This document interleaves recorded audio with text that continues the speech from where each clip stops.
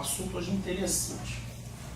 É um assunto do qual eu, particularmente, gosto muito, por vários motivos. Na verdade, hoje a gente vive um problema seríssimo na nossa sociedade, de como nós encontramos uma dificuldade tremenda de lidar com nossas próprias mazelas, nossos próprios problemas emocionais. A Organização Mundial da Saúde revela para nós que nos próximos 20 anos a maior doença que vai existir perante nós é a depressão. É problemático. Se a gente parar para pensar, é um futuro que está por vir, que a gente tem que fazer alguma coisa a respeito. Então, na doutrina espírita, a gente fala muito sobre a obsessão. A obsessão, a gente entende bem o que é. A gente sabe que pode existir obsessão de um espírito encarnado para outro encarnado, que acontece às vezes, de espíritos de uma pessoa encarnada para um desencarnado, mas comumente é de um desencarnado para um encarnado. Mas a pior de todas é essa que eu vou falar hoje à noite, que é a auto-obsessão. Aquela que nós mesmos nos tornamos o nosso pior algoz. Então, onde a gente mesmo impõe as dificuldades, onde nós colocamos as limitações, os empecilhos, que muitas das vezes não estão ali. Nós criamos esse cenário. Então, como nós criamos esse cenário de dificuldade, temos também condições de eliminá-lo. Então, a gente tem que entender um pouco, estudar mais sobre a psique do ser humano, para a gente entender como sair dessas situações, como não entrar nas próprias armadilhas que nós fazemos para nós mesmos. É muito comum, acontece com nós todos. Então, o que acontece é que, eventualmente, você começa a se treinar de uma tal maneira onde você estabelece certos triggers para você identificar quando você está indo nesse caminho. Que é muito comum. Então, aquele velho ditado, nós somos o nosso melhor amigo ou podemos também ser o nosso pior inimigo. Então, quando a gente entrar naquela ideia que a gente vai falar um pouco mais para frente, principalmente uma ideia mais fixa, você está indo num caminho meio errado, você tem que ter uma maneira de você identificar aquilo, falar, opa, eu não quero ir por aí porque eu sei que esse não é o caminho. Eu já sei que esse é um caminho destrutivo, é um caminho que não vai me levar em lugar nenhum, não vai agregar em nada. Então, isso são coisas que nós temos que desenvolver. A gente pode ter auxílio terapêutico, psicológico, um psicólogo, um psiquiatra, um auxílio dentro de uma casa espírita, um atendimento fraterno que estava falando mais cedo, mas cabe a nós individualmente ser parte da cura. Só nós podemos nos curar. Infelizmente, não existe a varinha mágica e não existe a pílula mágica de chegar e está resolvido o seu problema. Não tem. É um trabalho. Então, quanto mais entendermos sobre o assunto, mais fácil de lidar. No capítulo 23 do Livro dos Médiuns, Kardec nos traz sobre obsessão, a definição de obsessão. Então, ele nos coloca que a obsessão é o domínio que alguns espíritos logram adquirir sobre certas pessoas. Ele coloca mais naquela situação que nós falamos do desencarnado para o encarnado, que realmente é a mais comum. Então, ele também nos coloca que é uma prática somente usada por espíritos inferiores. Espíritos de uma alçada melhor, eles não perdem tempo nisso, logicamente. Eles vêm aqui para nos auxiliar. Então, quando a gente não está prestando atenção ali mais, eles se afastam. Então, a gente vai mais para frente falar um pouco na forma do tratamento, a gente trazer a problemática, mas também vai trazer a solução do problema. E nesse tratamento, a parte da conexão com nossos amigos espirituais é muito importante, principalmente através da oração. A gente fala muito assim, oração, às vezes é uma coisa muito... A gente até um pouco assim, perde um pouco, pensa que é uma coisa frívola, não é. A oração é a maior ferramenta que nós temos à nossa disposição, que às vezes a gente usa. Então, assiduamente como devemos. No Evangelho segundo o Espiritismo, no capítulo 5, ele nos coloca que tem duas espécies de vicissitudes na vida. Então, e nós, aquelas que temos aqui na vida presente, e umas que já trazemos de vidas passadas. Né? Então, mesmo, às vezes na doutrina espírita, todo mundo a gente pensa assim que tudo é uma coisa kármica, e não é. A maioria dos problemas nossos, a grande maioria, é desta vida. Se você for olhar a origem da situação com a qual nós nos encontramos, você vai ver que quase sempre foi nós mesmos que criamos aquela situação, de uma maneira ou de outra. Né? Nos colocamos numa situação que acabamos sendo influenciados e ali estamos. Né? Agora, sim, tem situações também que é kármica mesmo, situações que vêm de outras vidas. Né? Então, ele nos coloca lá que, remontando-se a origem dos males terrestres, reconciliar-se-á que muitos são consequências naturais do caráter e do proceder dos que os suportam. Então, nos colocando que a maioria realmente é dessa vida. Né? Vamos entender um pouco sobre obsessão para depois a gente entrar no assunto da auto-obsessão. Uma obra quase linda do Kardec, mas é muito boa, Obras Póstumas, ele fala da seguinte maneira: alguns estados doentios e certas aberrações que se lançam à ponta de uma causa oculta derivam o espírito do próprio indivíduo. As contrariedades que de ordinário cada um concentra em si mesmo, principalmente os desgostos amorosos, dão lugar com frequência a atos excêntricos, que fora errôneo considerar-se fruto da obsessão. O homem não raramente é obsessor de si mesmo. Então ele falou para a gente lá 160 anos atrás, antes da psicologia moderna, né? E isso aí era uma coisa que era do nossa consciência. Né? Logo depois de Kardec, aí veio Freud, né? Veio Carl Jung, que ali logo na sequência de Kardec. Que aí hoje que deu a origem, que são os pais da moderna, da psicanálise moderna, são os dois. Né? Só que eles faltou uma parte, hoje ainda não está conectado isso aí. Né? Mas acho que vai chegar um ponto que sim, no Brasil já está acontecendo. A gente já vê psicólogos e psiquiatras que já são conectados à doutrina espírita, que nasceram em famílias espíritas, ou então começaram a estudar e ver a conexão, que falta aquele elo perdido que tanto Freud como Jung não conseguiram. Né? Freud ele tinha aquela do ID, do ego e do superego, só que ele colocava o ID como se fosse um iceberg. Ele colocava, você tem a linha da água aqui, na ponta do iceberg você tinha o seu ego e o seu superego. E aqui embaixo o ID. O que é o ID? É o inconsciente. Né? Então é aquilo que a gente hoje sabe que é o quê? É o que você traz com você, como espírito. É o que está no nosso perispírito. Essa bagagem que nós trazemos de vidas passadas. Isso é uma coisa que a gente traz com a gente. Né? A gente pode falar que isso é no nosso inconsciente, que seria, no caso, a nossa memória espiritual. Né? Então essa parte que faltou para Freud, que faltou para Jung. Jung colocava um pouco além de Freud, eles eram contemporâneos, né? Inclusive trocavam cartas. Né? Freud gostou muito do Jung porque ele era um cara que entendeu a psicanálise. Né? Então, inclusive tem na literatura hoje, da psicologia, existem cartas, eles trocaram mais de 300 cartas um entre o outro naquela época. Né? Então, o Jung chegou ao entendimento que ele chamava da sombra. Todos nós carregamos com a gente. Né? O que é a sombra? A sombra é aquela coisa que está no nosso inconsciente, que são coisas que a gente traz, coisas não positivas. Né? De você ver uma situação e pensar negativamente sobre aquilo. Né? E deixar aquilo te influenciar. Então, mas também com ele faltou essa parte do quê? Do link da parte espiritual.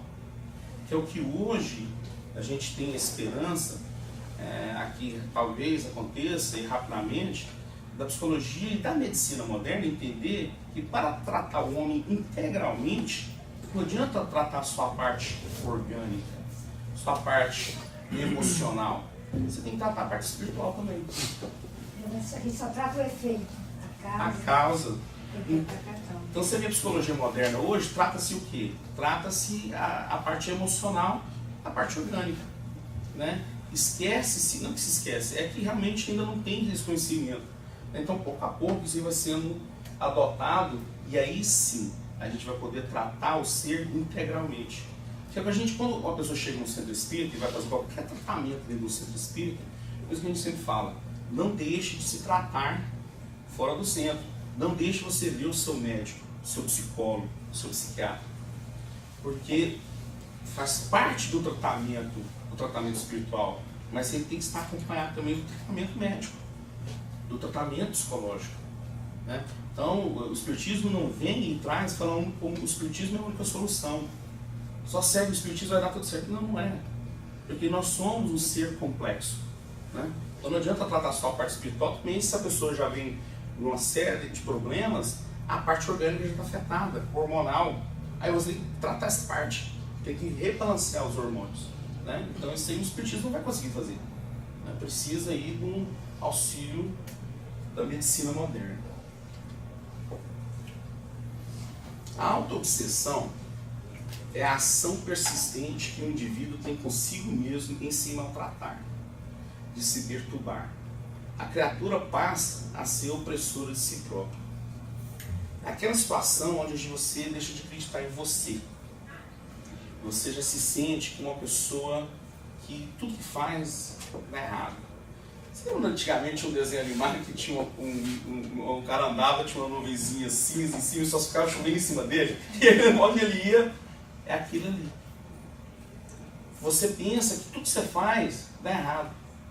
Aí você se coloca naquela posição perante o fluido cósmico universal, perante a natureza, que você está emanando esse fluido cósmico universal, que tudo que você faz é errado. Tudo que você vai fazer não vai dar certo. Então você, pela lei da atração, você está emanando isso. É aqui que a gente fala que o self-fulfilling prophecy. Você já está falando que vai acontecer. E realmente acontece. Porque você está emanando isso para o fluido cósmico universal, dizendo, eu vou errar, vai dar errado aquilo que eu vou fazer, não vai dar certo. E o que acontece? Vai dar certo, porque você já assumiu aquela posição, né? Então essa parte mental, ela é de suma importância, né? Porque o pensamento é energia, o pensamento é matéria. Isso é uma coisa que a gente às vezes passa despercebido. Caramba. Então, isso é uma coisa que, sim, o pensamento, como devemos pensar, é muito importante. Não é fácil a gente doutrinar o nosso pensamento, porque a gente está doutrinando a nós mesmos, né?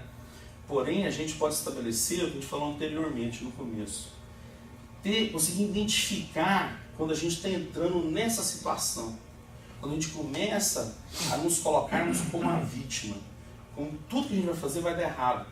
Ali você tem que ter um trigger, para a gente chegar e falar, para aí, isso aí não está certo, não é assim, eu não posso ser assim comigo mesmo. E a gente vai falar um pouco mais lá na frente do tratamento, como a gente deve fazer. Então, a autoobsessão é um outro nome para fixação mental. A gente tem que tomar muito cuidado com isso, né? A gente chama na doutrina espírita do monoideísmo, né? Aquela ideia fixa. Porque você começa a pensar numa coisa negativa e focar só naquilo ali. E você não tirar o pensamento daquilo. E aquilo, na verdade, é o seguinte, daquele pensamento negativo já vem um outro na sequência, que vem um outro, que vem um outro. E tudo aquilo ali é uma criação nossa. Não tem nada a ver, a situação não está acontecendo. A gente cria uma situação que ela, na verdade, não existe, né? E acaba que você, a pessoa, inclusive, hoje, se já é comprovado, você até muda a sua questão, a sua pressão arterial.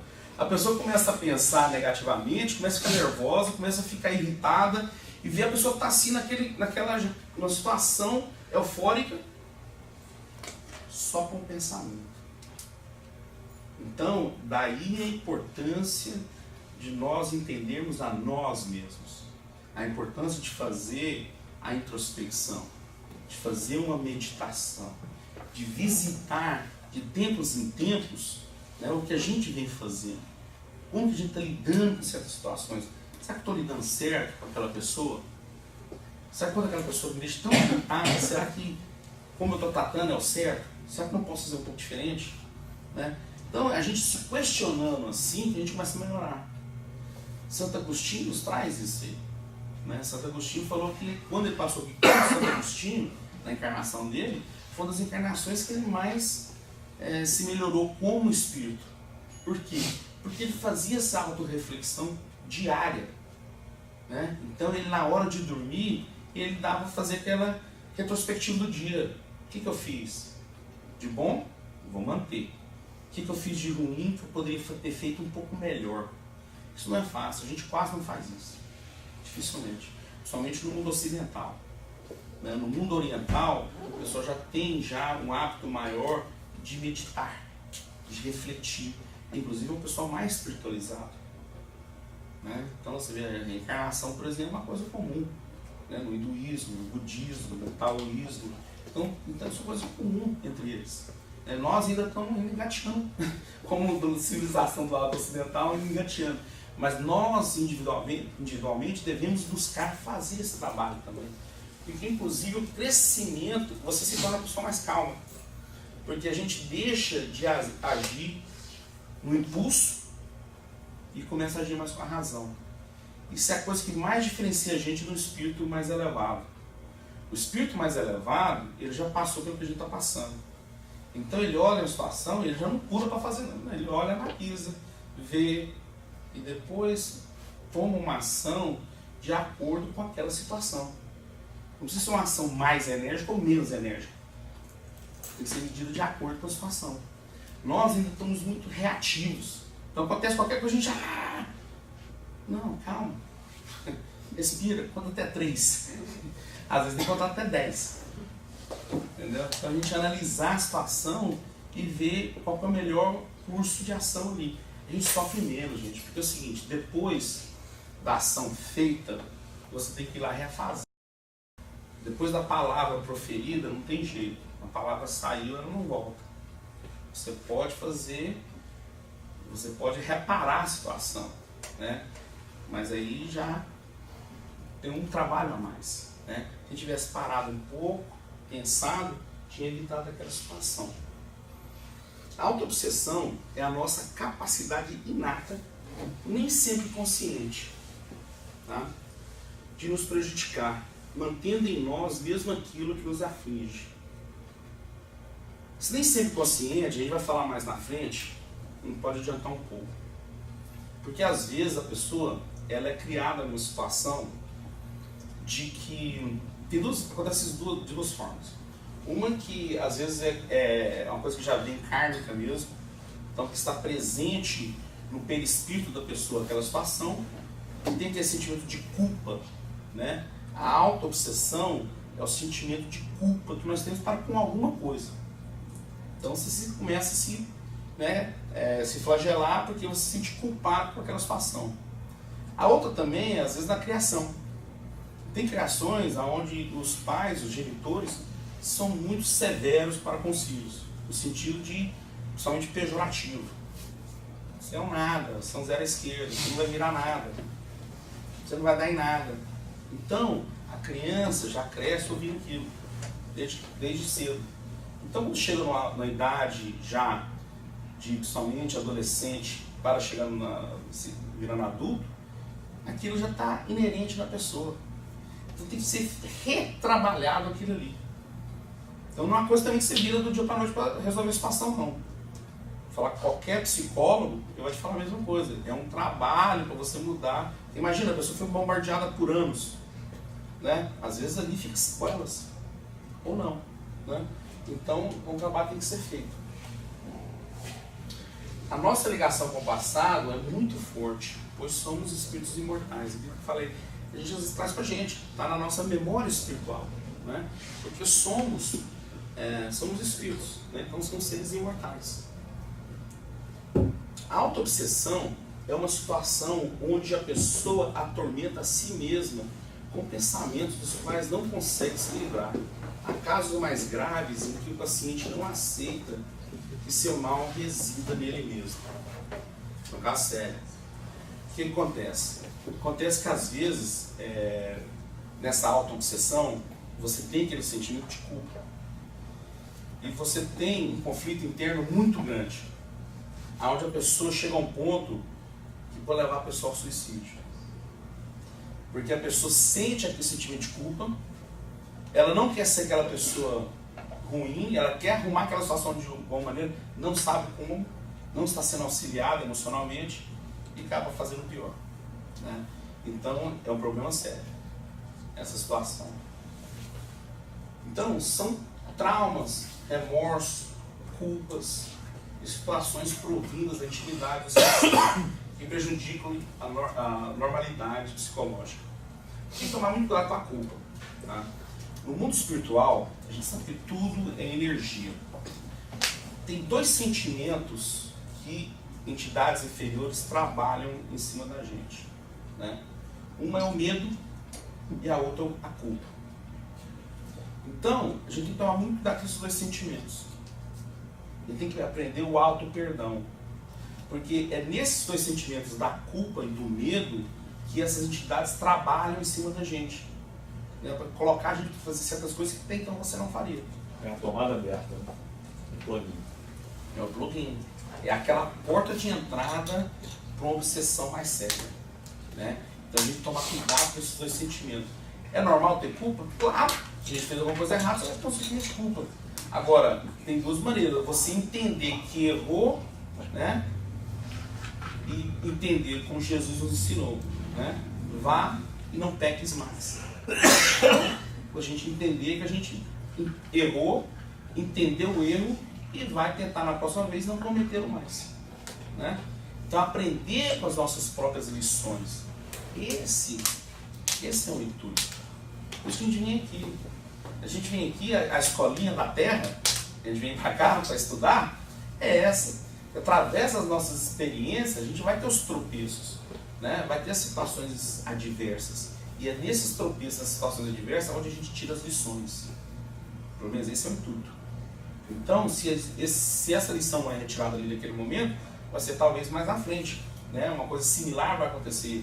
Aí acontece de novo. Até vai, ok, entendi. Então, às vezes, tem certas coisas que acontecem recorrente na vida da pessoa. Porque, por que será que é? É a lição. Na providência divina, nós fizemos um comprometimento antes de vir para cá, de que a gente ia trabalhar nessa situação. Então, está chegando agora. Nesse livro, A Invenção dos Sentidos, do Espírito Hamed, o Hamed, só chama no Brasil, ele fala o seguinte: geralmente a autoobsessão vem acompanhada de sentimentos de culpa, de autocensura, de recriminação, de complexos de inferioridade e de irresponsabilidade pelo próprio destino. A criatura passa a ser vítima do destino.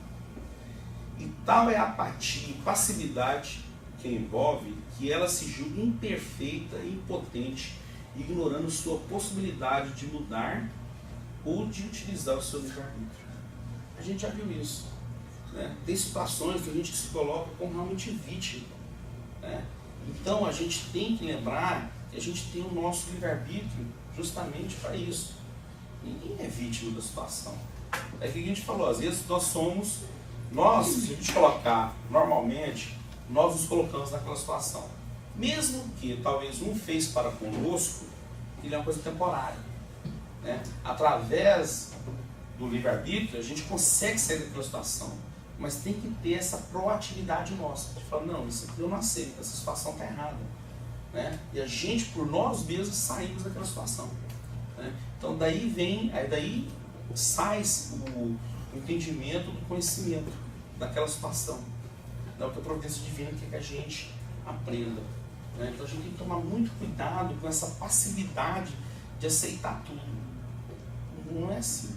Mas sabe uma coisa, é impressionante como a mente funciona. Porque às vezes você vê pessoas que entram nesse buraco e não conseguem racionalizar como você está falando. Ou ter aquele trigger de falar, não é por aí.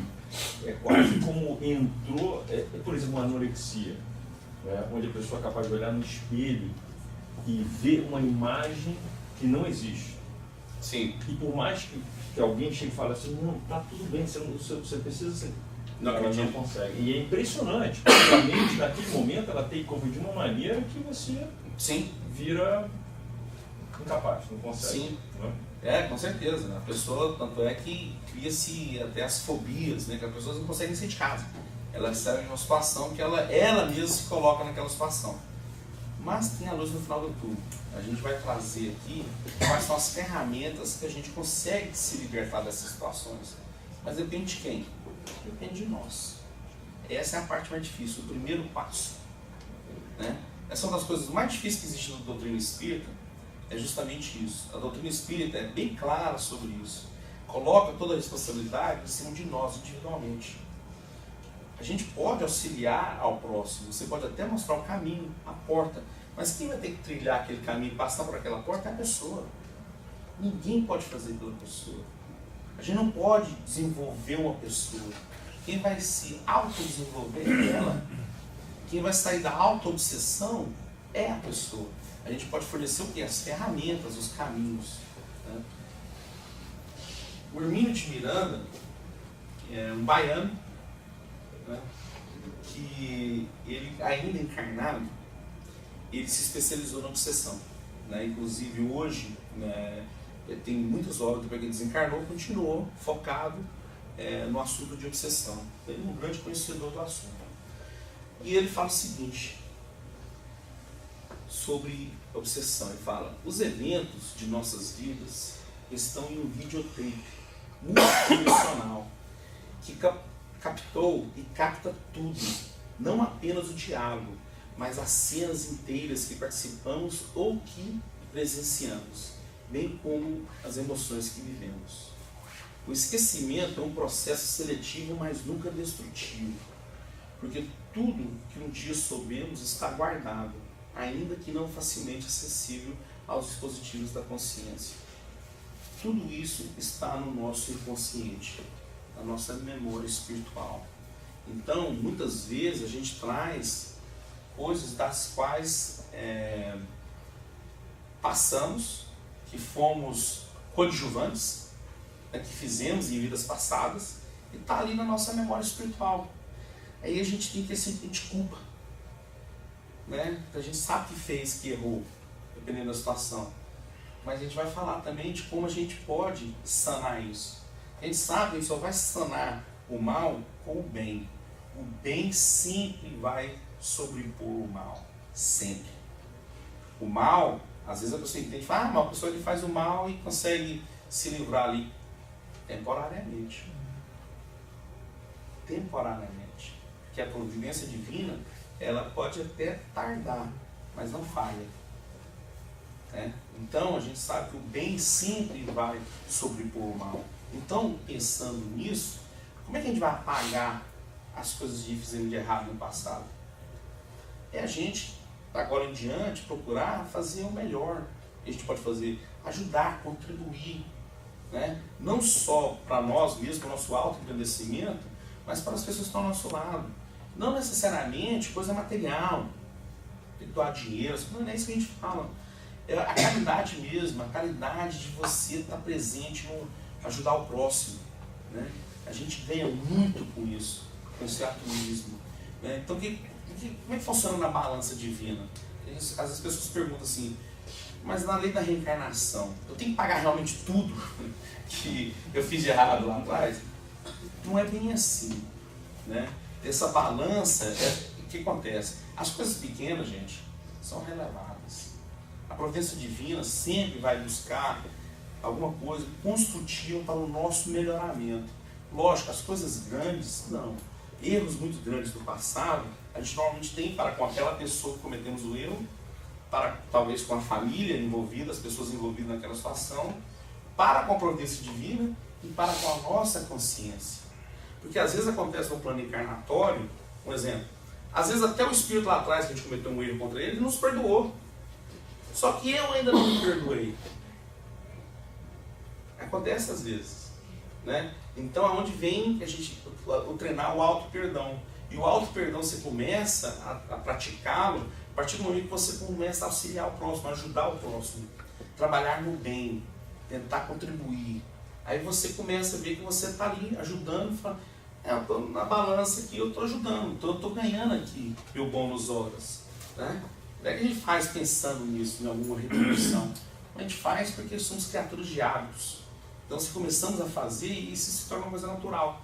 E a gente vai se beneficiando com isso. Porque a providência divina olha assim, tá bom, tá fazendo bem mais do que, então vai apagando aquelas coisas do passado. Né?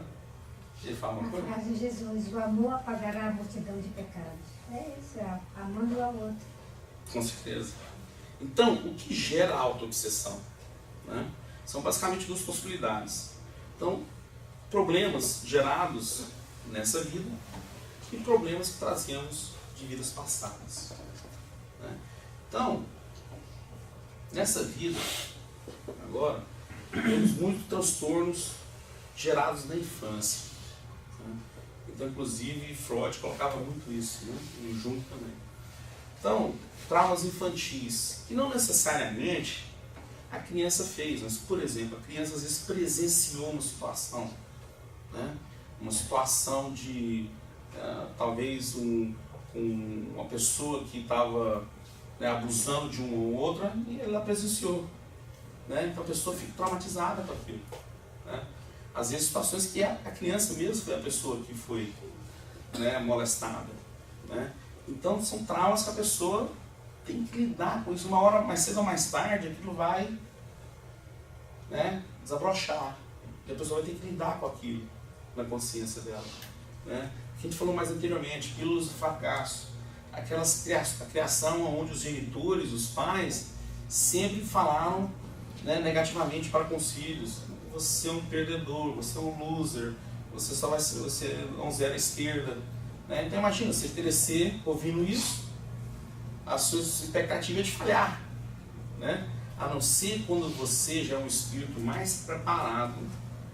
E aí você, através do seu livre-arbítrio, você fala com você mesmo, não, eu não sou essa pessoa.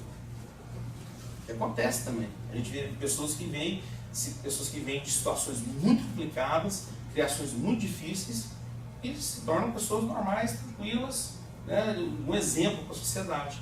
Por quê? São espíritos já preparados. Né? Então o espírito não tão preparado, aí já é mais influenciado. Né? Carência de afeto. Né? Então aquela criança que não teve, né, nenhum afeto por parte dos pais, então aquilo traz uma série de transtornos. Então, é muito colocado o seguinte, que muitas vezes isso acontece, tem uma idade que ela é meio crítica na adolescência. Né? Aquela idade ali, hoje em dia, essa idade vai cada vez diminuindo menos. As crianças estão crescendo mais rápido. Né? Mas hoje em dia, um adolescente dos seus 13 aos 17 é prime para desabrochar. Né? Porque ele traz algumas coisas que são ou dessa vida ou de vidas passadas. Né? Então, é quando o espírito, a pessoa, ela começa realmente a largar a infância e quem ela é como espírito começa a realmente se encaixar na pessoa. Chega um ponto que existe despertar total, aonde ali você é o espírito. Isso não tem idade, varia de pessoa a pessoa. Tem gente que chega 40, 50, ou às vezes não chega. Eu conheço gente que nunca. Então, ou tem um despertar, depende, logicamente o espírito quanto mais desenvolvido, esse despertar é mais cedo. Tanto é que você tem adolescentes que você conversa que são adultos. Você conversa com essa adolescente de 15, 16 anos de idade, você está conversando com um adulto normal de 30, 40 anos de idade. Né? Por quê? Porque já é o espírito daquela pessoa. Né? Já é um espírito maduro.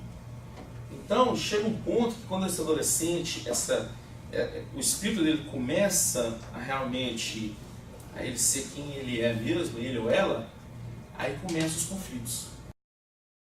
Né? Porque imagina, ele vinha naquela situação de ser o menino ou menina da criação, né? De ser uma pessoa, uma criança. Né? Está naquela idade que já não quer ser criança mais, mas ao mesmo tempo não está pronto para ter a responsabilidade de um adulto.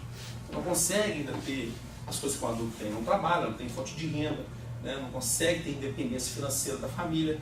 Então há um conflito interno muito grande dentro desse ser, difícil de lidar. Por isso a gente brinca, eu falo que dessa parte dessa idade da adolescência é complicado e realmente é mesmo. Né? E os pais têm que ter, esse exato. Os pais têm que ter esse discernimento de saber lidar, de ter um pouco mais de paciência. Né? E também coloca também que os problemas gerados em vidas passadas. Né? Assim, eu acho interessante isso aqui, ó. Essa sentença aqui para mim ela é muito boa. Assim como reencarnamos com deficiências físicas, trazemos também deficiências emocionais. A gente quase não pensa nisso quando a gente fala de reencarnação. A gente fala assim, se a gente vê uma pessoa que talvez esteja na cadeira de roda, ou que esteja com algum tipo de paralisia, alguma coisa, a gente pensa só na parte física. Mas em toda aquela carga que trazemos emocional, né? Também tem essa parte. Então a gravidade do trauma gerado na infância está diretamente ligada à necessidade de crescimento do espírito dentro da sua história, né? Lógico, todas essas coisas, gente, não acontece por acaso, a gente já sabe disso, né? Acelerar um pouco aqui. Como funciona o mecanismo da autoobsessão? O indivíduo tem determinadas atitudes errôneas que lhes fazem sofrimento e ele não conscientiza disso. Porém, quando ele começa a ter um maior contato consigo mesmo, né, fazendo aquela introspecção, deixando de lado, né, as coisas do dia a dia, ele gera uma culpa, que seria a responsabilidade que o indivíduo tem por aquilo que ele fez para outros e para si mesmo. Então, o sentimento da culpa começa a proliferar na pessoa. Subproduto da culpa é a autopunição, já é automático, né? Então, quando a gente se sente culpado de uma coisa, a gente sente aquela necessidade de ter que pagar por aquilo ali, né? Então, a gente começa a cobrar a gente mesmo, às vezes severamente. A autopunição gera sofrimento e entramos na área dos transtornos psicológicos psiquiátricos.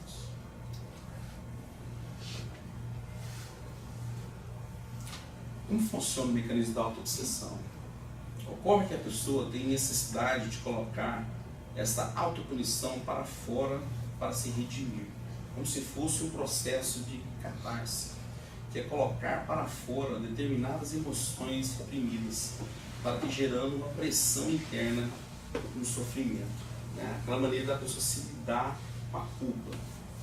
No processo de autoobsessão, o indivíduo está nesse processo de culpa e entra num estado de perturbação que não consegue sair, porque ele começa a ficar aquela ideia fixa da culpa e aqui ele fica aquela indo e voltando, não consegue se livrar daquela situação. Isso está ligado ao nível de consciência da pessoa. As pessoas um pouco mais maduras têm uma relação diferente com a culpa. Elas percebem o erro ou equívoco feito e logo se propõem a se renovar, modificar-se e não ficam presos a processos autodestrutivos. O que ele falou. Não é assim, a gente fala assim, uma pessoa mais madura, não necessariamente é a idade, né? É a questão mesmo da maturidade espiritual. Então, às vezes a pessoa vê a culpa, ela vê o erro e sente, fala assim, eu errei, então vou buscar não errar mais, ou aprender com aquela lição, né? Ao invés de ficar remoendo aquilo ali. Segurar aí que vai cair. No Livro dos Espíritos, na questão 919, Kardec faz a seguinte indagação: qual o meio prático mais eficaz que tem um homem de se melhorar nesta vida e resistir à atração do mal? Aí os Espíritos respondem: um sábio na antiguidade Apolo disse: conhece-te a ti mesmo. Se conhece a ti mesmo, ele é tão antigo, ninguém sabe quem escreveu, né? Sócrates. Não, não foi. Eu já li 2 vezes. Sim. Não vai por mim. Na verdade, são 6 que eu Ele é a reencarnação de Sócrates.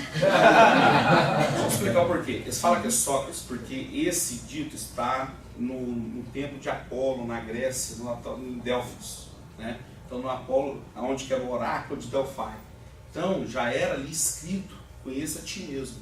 Então, vem da época da Grécia, mas é bem anterior à Grécia, né? Então, na verdade, é uma daquelas coisas que, independente de quem seja o dono da frase, né, é muito profundo, né? É tão simples: conheça a ti mesmo, né? Aí você fala assim, será que a gente se conhece mesmo? De fazer essa introspecção, de realmente né, nos entendermos. Então, não podemos agir como se tivéssemos nascido ontem. Somos seres eternos, né? Muitas vezes estamos com dificuldades para interpretar o nosso interior e precisamos buscar ajuda. O autoconhecimento é a melhor forma de se libertar. Aí onde eu falei anteriormente, é onde ninguém pode fazer por ninguém. Aí onde a gente tem que ir, começar a fazer a nossa parte, né? A gente buscar, através do livre-arbítrio, tomar responsabilidade, falar, eu quero me melhorar, eu quero mudar. No começo é difícil, mas com o tempo as coisas vão se abrandando. Você vai conseguindo lidar melhor, né, com o que a gente tem internamente e vai viver uma vida mais tranquila. Vai viver uma vida mais feliz. Porque a felicidade, ela não tem nada a ver com a conta bancária, onde você mora, o carro que você dirige, a pessoa que está com você. A felicidade tem a ver com o seu estado emocional. Então a pessoa, se fosse você falar assim, não, a pessoa que tem dinheiro toda feliz. Se fosse assim, então o cara que tinha dinheiro não suicidava. A gente sabe que não é assim, ao contrário, porque o cara às vezes se torna escravo daquilo, né? Então lembrar que a felicidade é um estado emocional. Então, vamos agora buscar soluções, né? A gente já falou de problema, como é que a gente se livra dessa autoobsessão, né? Então, primeiramente, a gente pode esquecer, a gente falou, na doutrina espírita, a gente sempre fala que a gente tem que buscar o auxílio da medicina moderna, né? Da medicina humana. Então, hoje a gente tem, e às vezes ainda mal interpretada a questão da psicoanálise. A terapia, ela é muito saudável para o indivíduo. Porque às vezes a pessoa, ela acha que terapia é só para quem é doido, a pessoa que tem problemática, né? Ele tem essa conotação negativa. No passado, antigamente, eu mesmo, quando era criança, por exemplo, falava para fazer terapia, isso é problemático, cara, já né? E depois você começa a realmente entender, a terapia faz um bem tremendo para a pessoa. Porque ninguém melhor do que conseguir a solução do seu problema que você, né? O que um bom terapeuta faz? A pessoa chega ali e coloca para fora toda a problemática com a pessoa que não conhece, não tem um vínculo com a pessoa, né? E começa no self-discovery conversation, né? Self-discovery conversation. Ela por si própria vai achar a solução do problema. Porque quem tem a solução do problema é a pessoa, não é o psicólogo. O bom psicólogo é aquele que consegue guiar a pessoa para ela mesma trazer a solução do que ela já sabe qual que é, né? Então, ocorre que é muito comum estarmos passando por um processo de auto-obsessão e também por obsessão espiritual. É muito comum. Quando a gente está no processo de auto-obsessão, ali abre-se aquela porta para os nossos adversários do passado virem cobrar algumas coisas também. Então você fica uma pessoa mais vulnerável, né? Porque você mesmo já está se martirizando. Aí fica fácil, né? O espírito chegar e ali te atrapalhar mais ainda, né? Toma muito cuidado com isso. Por isso recomendamos que, paralelo ao tratamento psicológico ou psiquiátrico, seja realizado o tratamento espiritual em uma casa espírita. Tá? A gente fala, por que na casa espírita? Porque você é onde entende-se do assunto. Você não vai ter um tratamento, vai lá, eu quero ter um tratamento espiritual, não de dizer que certas igrejas fazem, né? Que aí é o trabalho onde tem o padre, o pastor, vai ter um trabalho de conversar para com a pessoa. Muitas igrejas fazem, tá? Eu conheço inclusive alguns que fazem. Terapêutico espírita. O que acontece, gente? O espiritismo, só para a gente deixar claro assim, não existe a varinha mágica. Eu falei, não existe quem fala assim, o magic bullet. Falar, isso aqui resolve. Não. Existe uma combinação. Tem que fazer tudo. Existe uma combinação de coisas que está à nossa, de ferramentas que está à nossa disposição, que se colocarmos em prática, funciona. Mas não adianta fazer só um. Né? Você tem que fazer todos esses aí para você mudar aquela situação da qual você se encontra. Né? Então, a oração diária. Por que a oração diária? Para a gente quebrar a nossa conexão com os espíritos inferiores. Para a gente buscar sintonizar com o nosso anjo da guarda, com nossos amigos espirituais. Espíritos que querem o nosso bem, né? Reflexão dos nossos atos e vigilância aos nossos pensamentos. E do orar e vigiar, né? A questão da gente refletir os nossos atos, nossas atitudes, né? Meditação sobre nossos conflitos internos. Uma hora que tiver uma oportunidade, de preferência sentado, não faz deitado, porque deitado você vai dormir. Acontece, normal. Mas assim, se você sentado, você num lugar calmo, preferência sem a criança estar chorando no outro quarto, aquele negócio, né? Procura e é rápido, gente. Meditação normalmente é uma coisa que é feita rápido. Quem conseguir meditar por 15 minutos, nossa senhora, você não consegue. Primeiro que você vai fazer, você vai meditar, você pensa que você está meditando, tem muito tempo, você vai olhar, você fez 2 minutos. Então quando você começa a fazer 5 minutos, já é um grande negócio, entendeu? Então é aquele momento de você, o que é a meditação? Esvaziar a mente. E depois que você conseguir esvaziar a mente, amanhã, naquele jantar, quer comer batata, depois que você esvaziar a mente de tudo isso, aí você começa, já entra num estágio, que chama de estágio alfa, onde você já começa agora a você acessar informações, né, que você começa a lidar com esses conflitos. Mas é um processo, você não consegue já começar, fechou o olho, você já está lá. Ainda não. Né? Lembrar que é um processo. Tá? Caridade.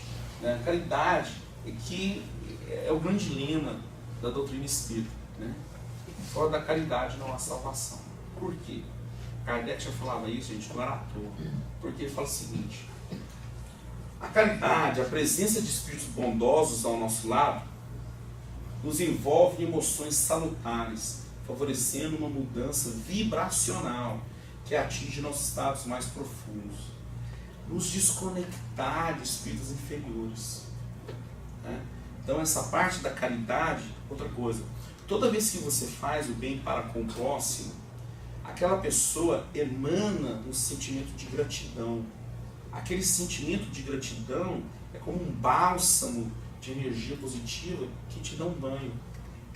Por isso que às vezes quando você se sente, quando você faz alguma coisa para uma pessoa, e a pessoa ela fica grata por aquela situação, você sente aquela energia.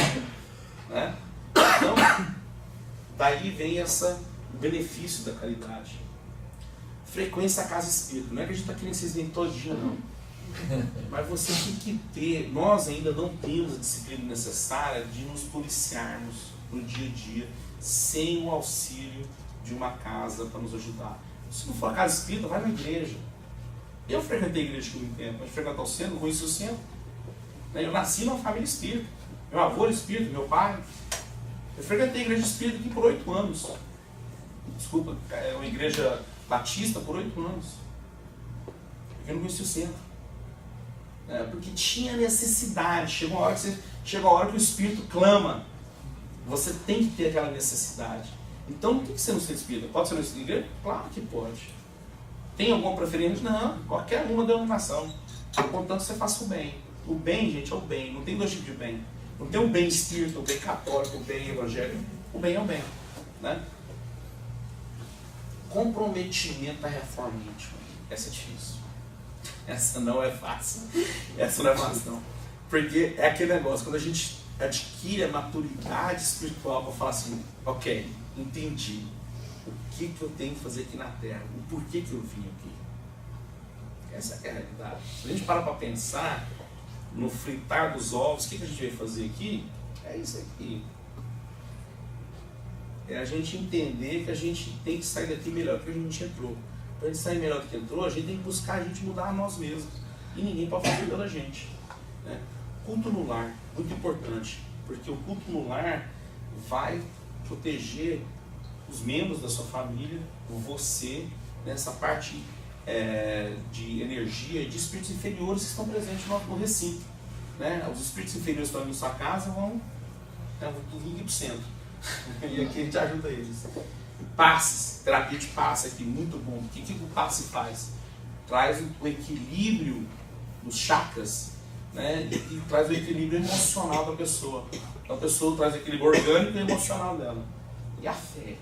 A fé é a gente como Jesus nos ensinou. Né? Quando Jesus falou para a gente assim, sois deuses, o que ele nos dizia com isso? Ele falou assim, você vai ser Deus, vocês vão ser deuses. Não. Ele nos afirmou que somos deuses, no seguinte sentido, que se tivermos a fé, que é o acreditar, nós conseguimos remover montanhas. E é verdade. O problema é que a gente duvida da gente. É a questão da auto-obsessão. Não, mas eu nasci para dar errado. Nada dá certo. Falta para mim a autoestima. Falta eu acreditar em mim mesmo. Né? A fé é o pensamento de que no final, apesar de tudo, vai dar certo. Você tem que pensar positivo. Né? Terminando.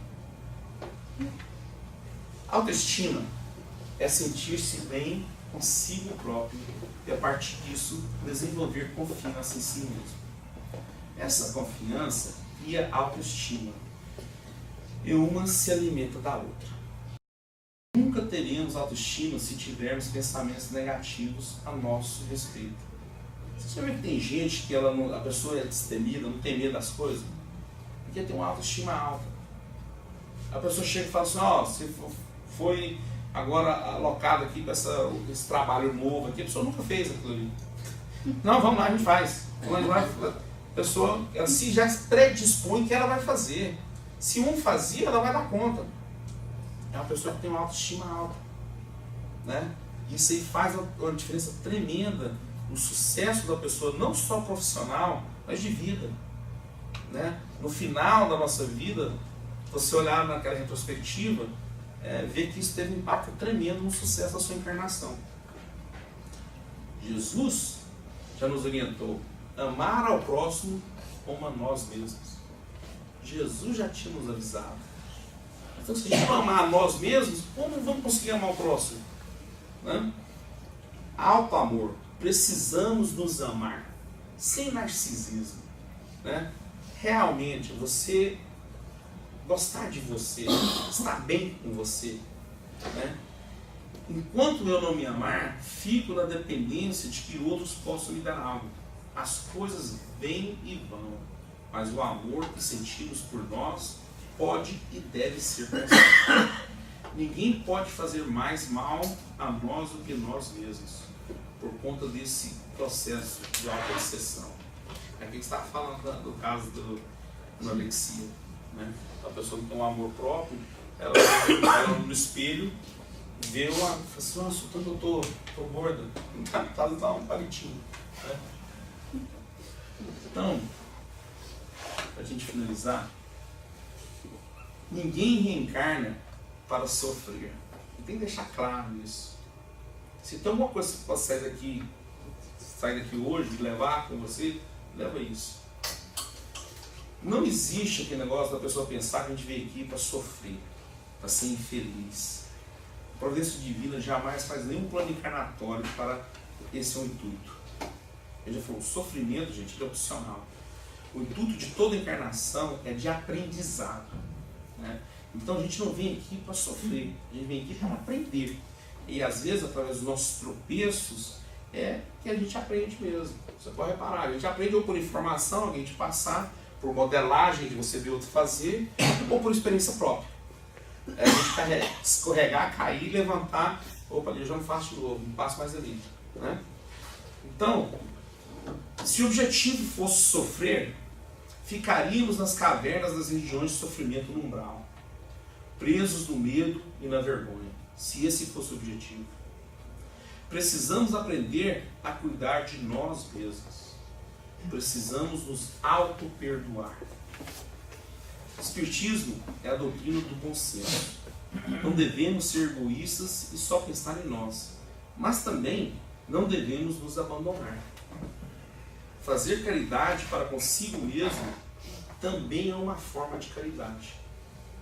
Então, a gente entender que nós não viemos para sofrer. A gente entender que a gente veio aqui para aprender. Vai ter os tropeços, vai ter os erros, mas a gente não precisa nos tornar o nosso pior algoz. É a gente aprender a refletir dos erros e aprender com aquilo ali. E conseguir chegar no entendimento emocional de aceitação, de nos aceitarmos. Entendermos que somos ainda espiritualmente crianças. Ainda estamos, mesmo aqui os mais velhos, nós somos crianças espiritualmente falando. Então estamos num estágio de aprendizado, né? Então entender isso. Vamos aqui para aprender, né? E não se ficar reprimindo a nós mesmos. E aí com isso a gente fica mais leve. Você tira esse peso que a gente está carregando, de achar que nós somos culpados de tudo. Lembra, a culpa e do medo são sentimentos perigosos. Busca o auto-perdão, busca aquela reflexão, busca trabalhar naqueles sequência de ferramentas ao nosso dispor, né? A oração diária, o culto no lar, a fé que vai dar tudo certo. Se a gente acreditar que vai dar certo, normalmente dá certo, né? É isso, gente.